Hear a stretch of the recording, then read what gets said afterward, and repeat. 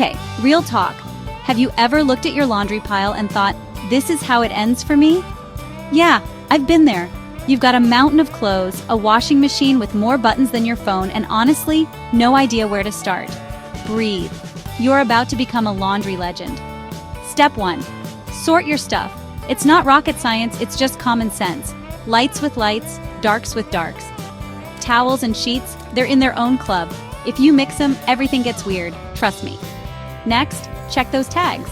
Your shirt might be a diva, cold wash only, hand wash, or don't even think about the dryer. The tag is like your clothing secret diary. Read it before you mess up your favorite hoodie. Now detergent. Please do not go wild. More soap does not mean cleaner clothes. It means you're making a bubble bath your washing machine did not ask for.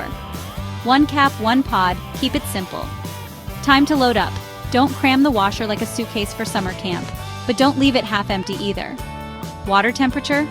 Cold is the safe bet for almost everything. Hot is for towels or that gym shirt you forgot about for a week. Hit start. Feel the power. Now you wait.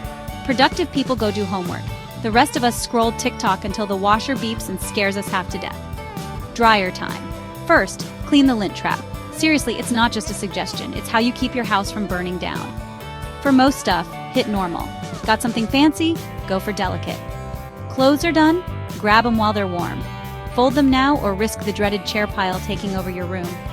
Fresh folds mean no wrinkles, no ironing, and no secret shame every time your mom walks in. And just like that, you did it.